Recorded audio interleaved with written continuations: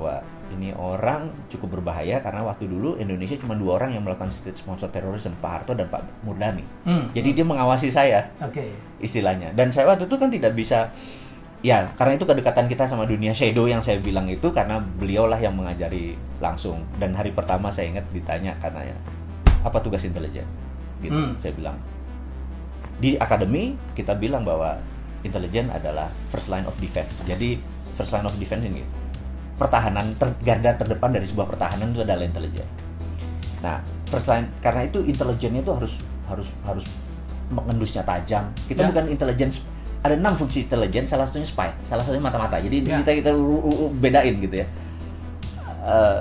Kemudian saya bilang first line of defense, di mana garda terdepan sebuah pertahanan adalah intelijen. Jadi intelijen itu ibaratnya anjing tuh herder, buas, tajam, bengis. Bahkan sebelum bergerak pun, karena dunia pertahanan adalah eradicate threat. Ini harus dicatat nih, ini sebagai pelajaran aja bahwa tugas pertahanan, tugas militer adalah eradicate threat, meniadakan ancaman. Tugas polisi adalah mempidanakan ancaman. Jadi kalau perlu belum ada ancaman sudah hilang. Itu di intelijen. Itu di intelijen, gitu ya, belum ada ancaman. Jadi ini cenderung cenderung ada threat atau ancaman sudah dihilangkan dulu. Karena itu kesannya melanggar HAM, kesannya. Nah, Barat untuk membuat kita tidak canggih dianggap hak asasi manusia itu tinggi. Padahal pertanyaan sederhana nih, saya tanya sahabat semua nih, saya tanya ke Mas Helmi, saya tanya, tinggian mana human right sama nation right? Nation right sih. Selesai. The end of discussion. Dan itulah Pak Murdani pesan ke saya, nation right lebih tinggi, yang membuat ini Indonesia ini intact, Indonesia ini utuh, Indonesia ini ke depan menjadi bertahan 1000 tahun karena nation right di atas human right, gitu. Nah, sekarang human right memang lagi didengung-dengungkan, kita harus meet halfway, bener nggak? Ini harus turun, ini harus naik, gitu loh. Nah, inilah kita pentingnya mengeduket, karena itu saya punya master knowledge agak berbeda nih. Itu saya terus deliver karena itu. Mas Wowi itu memang tahunya terlalu banyak gitu ya. Dia ngerti terorisme. Bahkan sebelum-sebelumnya dia lebih dikenal di TV itu kan kalau ada terorisme gitu dipanggil gitu ya untuk minta pendapat. Tiba-tiba dia menjelma menjadi YouTuber yang gila, jutaan follower. Ya punya masa juga gitu. Jadi dia punya apa ya, binaan para pengusaha. Saya kemarin diundang waktu kita bikin CEO Mastermind. Waduh, ini orang kayak nabi gitu, apapun yang dia katakan itu, wah, diterjemahkan gitu. Apa namanya, MMBC ya, Pak? Iya. Ada 4.700 alumni MMBC yang saya MMBC itu Millionaire Mindset Bootcamp. Jadi, dan itu fanatik ya, Pak?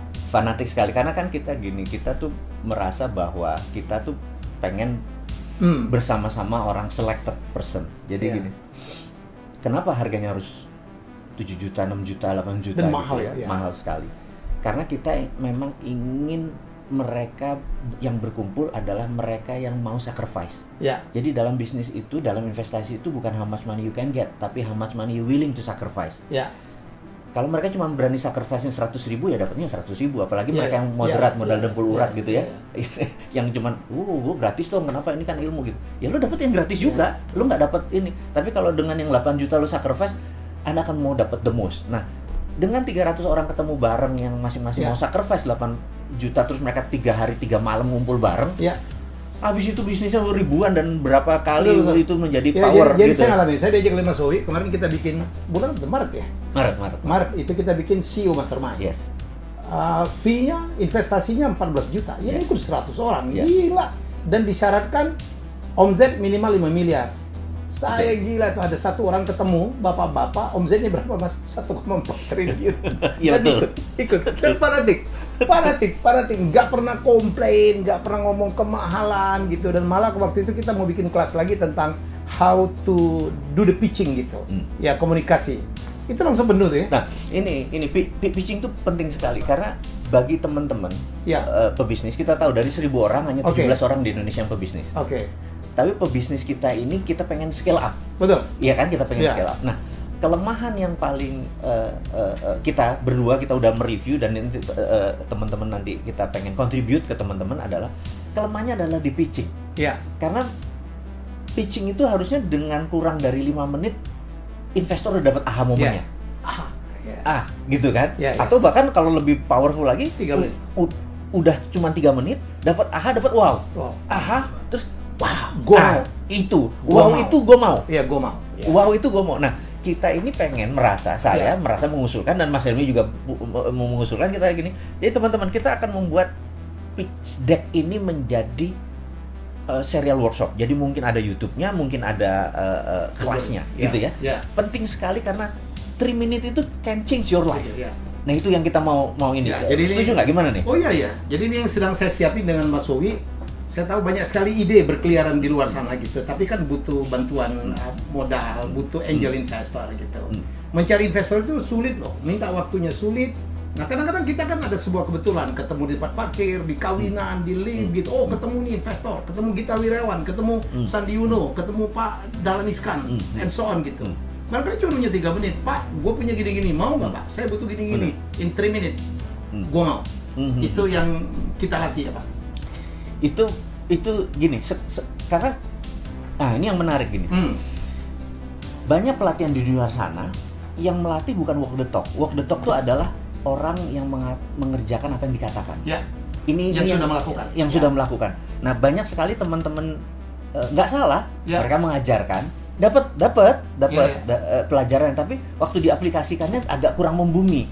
Karena ya yang mengajarkannya berilmu, tapi bukan berpengalaman. Nah, kita tuh ingin teman-teman nanti kalau join adalah yang mengajarkan adalah berilmu dan berpengalaman. Apa yang kita datengin benar-benar tadi seperti Pak Gita Wirjawan yang kita datengin, Mas Irwan Musri, kalau benar-benar orang yang benar-benar do the talk gitu ya. Sandi Uno gitu. Ini yang kita pikir mereka jadi saya tuh kalau invest semua yang kayak gini. Sisi lain. Jadi beliau ini coach juga gitu. Ya kan? Waduh, pengikutnya luar biasa dan dirawat sama beliau gitu. Wah, sabdanya beliau itu dibahas gitu. Ini kata coach kita gitu. itu di other side, dan saya nggak pengen sebenarnya. Mas Wowi itu banyak banget. Dia punya rumah yatim ya Pak ya? Ya. Rumah yatim. Jadi membantu berapa anak yatim? Jadi saya tuh berhutang sebenarnya sama kehidupan ini, berhutang banyak. Jadi saya tuh nenek saya dari ibu saya dan nenek saya dari bapak saya, dua-duanya udah 70 tahun belum pernah berhaji. Saya memutuskan waktu tahun 96 Haji Akbar waktu itu, saya memutuskan menghajikan mereka semua. Jadi dalam haji saya itu, saya memang tidak terpikir untuk melaksanakan haji buat saya, karena mau tawaf, mau itu segala macam, mbah saya pasti kerepotan. Jadi saya lebih nolong ke mereka lah, saya cuma yang fardunya aja gitu ya. Nah, puncaknya adalah waktu lempar jumroh. Bayangin, dulu Mina masih 1 loh, sekarang 2 aja masih ada yang korban gitu ya, masih 1. Jadi bayangin ini tahun 25 tahun yang lalu. Nah, di momen itu mbah saya waktu mau berangkat, dia bilang, "Le," manggil saya Tole, "Le, belum mbah," gitu, udah sekitar 2 gitu. Terus saya gelisah karena mbah saya mau lempar jumroh gitu, 72 tahun bayangin. Terus saya baca Quran, tapi terjemahan. Biasa kan kita nih wudunya kurang ini. Jadi nggak Arab yang itu belum canggih. Saya baca surat Al-Kahfi, itu cerita tentang Nabi Musa ketemu sama Nabi Khidir, terus Nabi Musa belajar sama Nabi Khidir. Terus intinya Nabi Musa gagal karena banyak nanya gitu kan, padahal syaratnya nggak boleh nanya. Nah, akhirnya dibuka sebuah rahasia sama Nabi Khidir, kenapa harus memperbaiki rumah yang Nabi Khidir bilang itu milik anak yatim, dan dia anak yatim itu ada harta. Sambil stabilo, anak yatim ada harta. Saya stabilo uruk-uruk gini. Ini menarik nih, ini kan password versi saya ya. Versi saya beragama, saya bukan orang pinter, walaupun yang pesantren kan mbah-mbah saya yang ngajari saya, ini password nih, saya nggak usah analisa lagi, nggak usah pakai arti-arti, saya pakai. Terus saya kaul, saya tuh punya 11 toko namanya Mirah gitu ya. Toko swalayan, dulu kan tokonya belum swalayan, dulu toko kelontong tuh kan harus ada yang nunggu, mau beli apa, kayak kongkoh lah, mau beli apa harus kita layani. Toko swalayan masih nggak ada, kita mungkin pertama yang punya 11 gitu ya. Nah, saya niat, dalam hati saya bilang sama, kan adik saya yang ngelola, saya bilang pulang 1 saya mau jadiin rumah yatim deh, gitu, karena di rumah yatim ada harta, dengan miara anak yatim saya jadi tajir nih. Itu di kepala saya ini trading sama Tuhan, nih saya jahat nih gitu ya. Kemudian udah itu saya taruh, terus saya lihat kok agak sepi, saya bilang, "Bah, bismillah yuk, berdua berangkat." Saya gandeng mereka berdua. Terus apa yang terjadi? Ini true story, sampai merinding saya. itu di apa, kan ada lingkarnya jumroh Aqobah itu kan ada ini. Mbak saya tuh sampai nempel Bismillah Allahu Akbar. Jadi cengkling saya bilang kok kosong ya gitu. Udah pulang lagi, terus teman-teman jamaah yang lain, loh udah jumroh sudah, Mbak bisa kosong kok kata Mbah gitu. Mereka ke sana balik lagi, mana penuh. Saya bilang, ngerti nggak? Something. Nah saya bilang, wah, gua harus komit nih sama ini. Pulang, satunya saya jadiin rumah yatim. Namanya Yayasan Husnul Khotimah awalnya. Terus karena saya nggak ngerti manajemennya, ada sahabat saya dari pesantren Hidayatullah itu yang memanage ini software-nya, ini hardware-nya nih.